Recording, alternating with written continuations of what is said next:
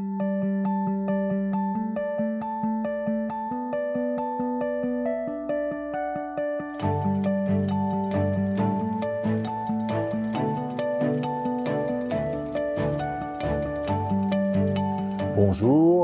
je suis Jérôme Guiton, professeur des universités à la faculté de pharmacie de Lyon, en spécialité toxicologie, et je suis responsable du laboratoire de pharmacotoxicologie des Hospices civils de Lyon.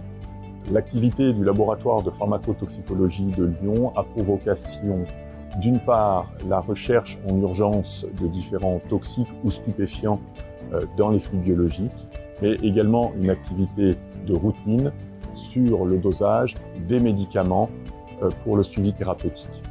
Parmi les médicaments, nous nous intéressons à de nombreuses classes pharmaceutiques, les antibiotiques, les antiviraux, et en particulier, nous avons un intérêt pour les anticancéreux. Les anticancéreux sont des médicaments extrêmement efficaces dans le cadre des traitements du cancer. Ce sont des molécules qui présentent une toxicité importante pour le patient. Elles sont indispensables pour la rémission des cancers. Ces molécules sont également manipulées par le personnel médical et non médical, et la dangerosité de ces molécules doit être prise en compte pour protéger le personnel.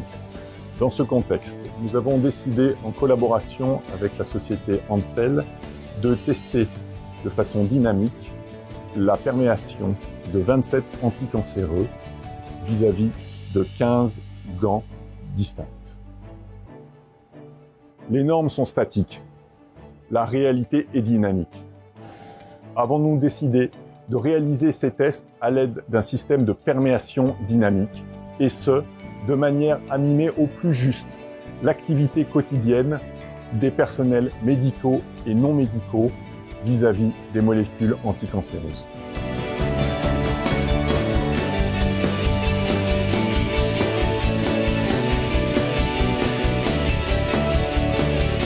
Les conditions expérimentales à l'aide du système de perméation dynamique ont été les suivantes.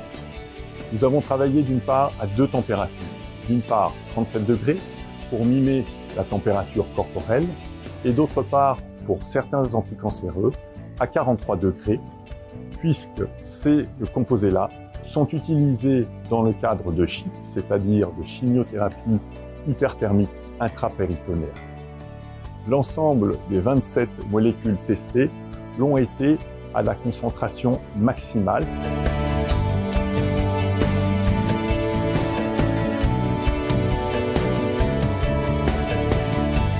Les résultats ont été les suivants. Pour la majorité des gants, aucune perméation n'a été observée vis-à-vis des 27 anticancéreux testés. Pour 3 composés, la carmustine, le thiotépa et le busulfan, certains gants ont montré une perméation. Enfin, pour 2 composés, le docétaxel et l'étoposide, certains gants se sont rompus.